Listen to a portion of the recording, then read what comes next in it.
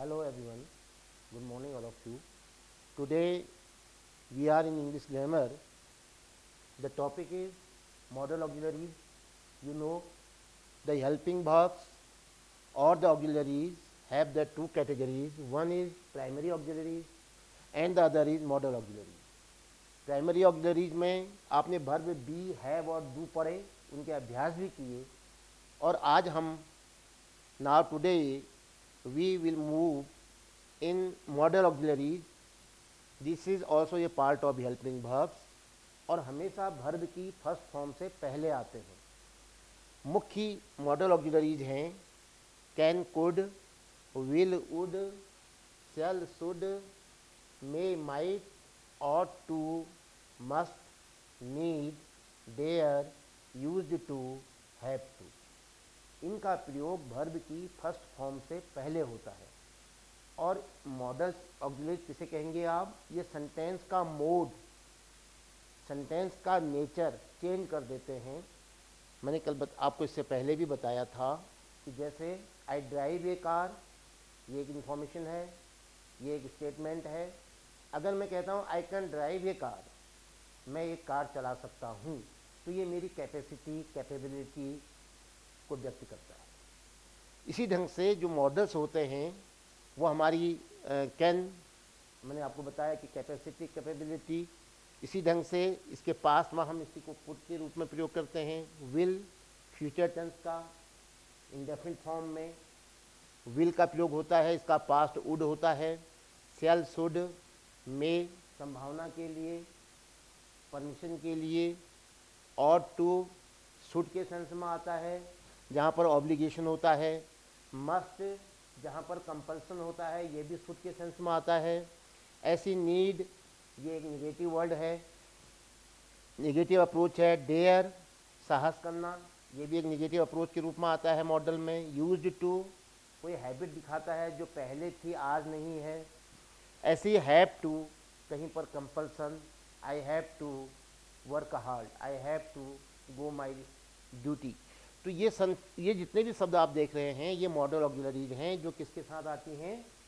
Verb की first form के साथ. मैं आज आपको बताऊंगा मस्ट, ऑट टू और शुड का प्रयोग. ये तीनों शब्द चाहिए के सेंस में आते हैं. शुड का प्रयोग आप जानते ही हैं, कहीं सलाह देने के लिए. You should drink milk daily. You should go to school regularly. You should complete your work. You should not be late for your school. तो ये सामान्य अर्थों में चाहिए के लिए हम शुड का प्रयोग करते हैं. अब मस्ट का प्रयोग जो है वो भी शुड के सेंस में आता है, लेकिन कहाँ पर? जैसे कंपल्सन है, अनिवार्यता होती है, वहाँ पर आप शुड का प्रयोग नहीं करेंगे. जो बेस्ट यूज होगा वो मस्ट का होगा.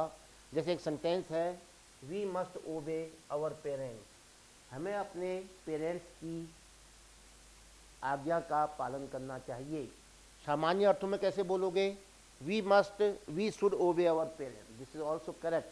लेकिन जहाँ पर हम ये मानते हैं कि आज ट्रेंड बदल रहा है, समाज में लोगों के पास समय नहीं है, ऐसी स्थितियाँ आपके आँखों के सामने होती हैं जहाँ पर एज्ड पेरेंट्स दुखी रहते हैं, तो हम कहेंगे वहाँ पर उस कहानी को देख करके, उस सीन को देख करके, we must obey our parents.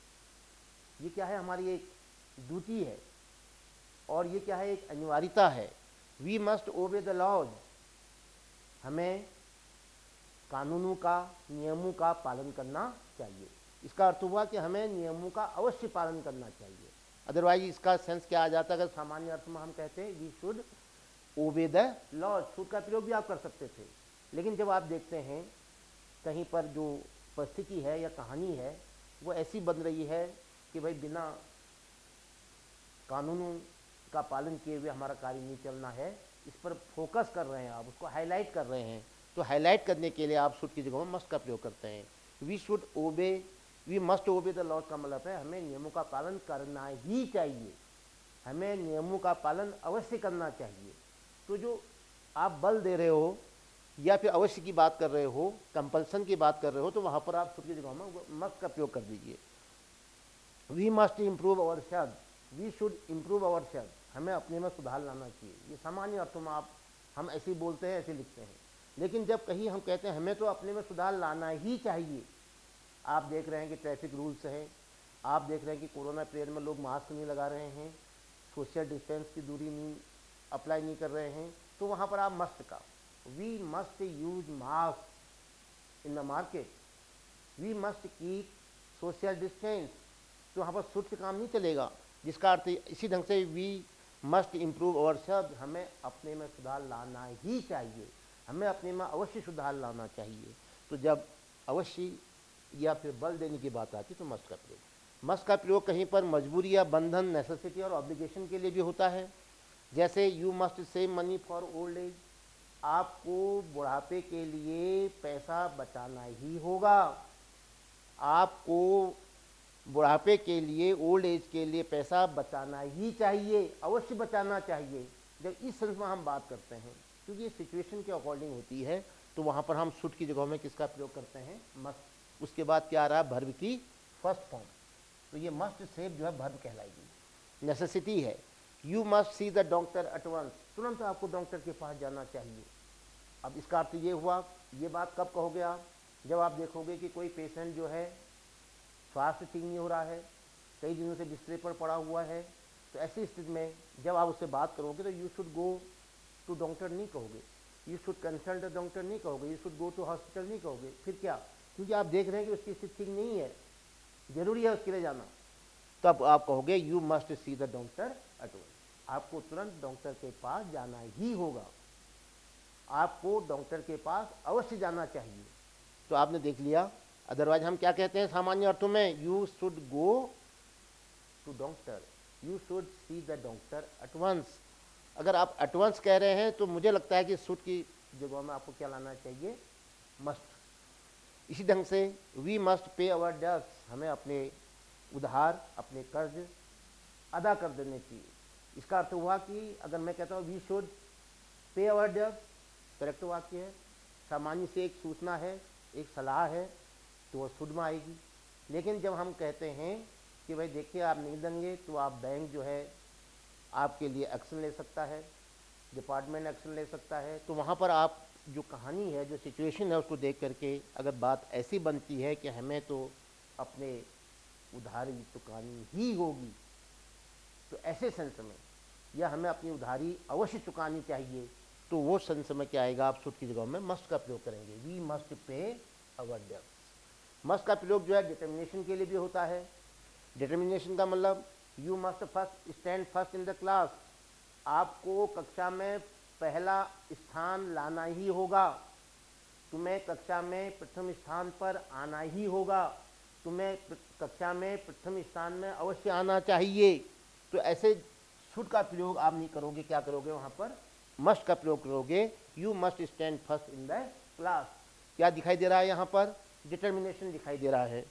ऐसे ही मस्ट बी ए थीफ, वह अवश्य चोर होगा।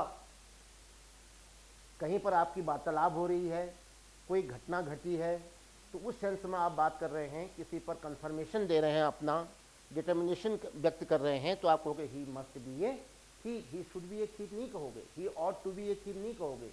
ऑट टू का अर्थ भी चाहिए ये होता है, ऑट टू का प्रयोग नहीं करोगे आप वहाँ पर, तो क्या कहोगे, he must be a thief. क्या अर्थ हुआ इसका, वो अवश्य ही चोर होगा। कुछ देखा आपने लक्षण, कुछ उसकी एक्टिविटीज़ देखी, तो आपने मस्ट का प्रयोग किया। ऐसे ही मस्ट जो है निषेधात्मक, नेगेटिव ऑर्डर के लिए भी प्रयोग में लाते हैं हम। यू मस्ट नॉट स्मोक, आपको धूम्रपान कतई नहीं करना चाहिए, आपको धूम्रपान कदापि नहीं करना चाहिए। तो उस सेंस में आप एक केवल सामान्य सूचना नहीं दे रहे हैं, you should not smoke, generally हम ऐसा कहते हैं। लेकिन हम मस्ट का प्रयोग कहाँ पर करेंगे, जहाँ पर हम देखेंगे कि स्वास्थ्य गिर रहा है, जहाँ पर हम देखेंगे कि पॉल्यूशन हो रहा है, जहाँ पर हम देखेंगे कि एक बुरी आदत के रूप में व्यक्ति उसको अपना रहा है, तो आप कहोगे यू मस्ट नॉट स्मोक। ऐसे ही you must not drive fast along the busy road, भाई दुर्घटनाएं हो रही हैं दिन पर दिन, और एक बिजी रोड में सुरक्षित जो ट्रैफिक को का फ्लो सुरक्षित रखने के लिए आप शुड का प्रयोग नहीं करोगे। नहीं, सामान्य अर्थ में अगर आप भाषण दोगे, सामान्य अर्थ में किसी को समझाओगे, तो आप कहोगे you should not drive fast along the busy road. तो ये क्या है, एक ये एक प्रकार का एडवाइस है। लेकिन अब उस एडवाइस की जगह में आप इसकी नेसेसिटी समझ रहे हो तो आप कहोगे, और उसको निगेटिव सेंस में कह रहे हो, उसको रोक रहे हो, तो वहाँ पर आप मस्ट, शुड की जगह में मस्ट का प्रयोग करोगे और कहोगे you must not drive fast along this busy road. The doctor advise you must not smoke. Doctor ने आपको सलाह दी, the doctor advise you must not smoke at all. आपको कतई धूम्रपान नहीं करना चाहिए, क्योंकि उसका प्रभाव पड़ा शरीर पर, शरीर या बीमारी बढ़ रही है, तो वहाँ पर किसका प्रयोग करोगे? मस्ट नॉट का। इसी ढंग से जब हम और टू पर आते हैं, और टू का अर्थ भी चाहिए ही होता है। जैसे मस्ट और शुड का प्रयोग किया आपने, शुड का प्रयोग सामान्य अर्थों में सलाह देने के लिए, चाहिए के लिए, और मस्ट का प्रयोग अनिवार्यता व्यक्त करने के लिए। जब आप कहीं पर कंपल्सन करते हैं, कोई नेसेसिटी होती है, ऑब्लिगेशन होता है, कंपल्सन होता है, या किसी को आप नेगेटिव में सलाह देते हैं या मतलब उसको रोकते हैं, प्रोविजन के लिए भी वहाँ पर क्या आएगा? मस्ट नॉट आएगा। अब और टू का प्रयोग मैं बता देता हूँ आपको। और टू का अर्थ होता है एक प्रकार से हमारी नैतिक जिम्मेदारी, एक प्रकार से कर्तव्य बोध।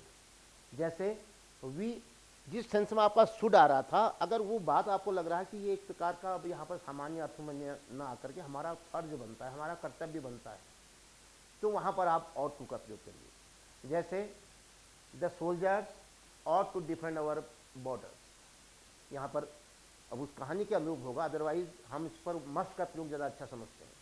Our army must defend our border, our government must defend our borders. तो लेकिन मैं क्या कह रहा हूँ यहाँ पर, किसका प्रयोग कर रहा हूँ अब? और टू, नैतिकता के सिलसिले में। We ought to obey our parents, हमें अपने पेरेंट्स का आज्ञा पालन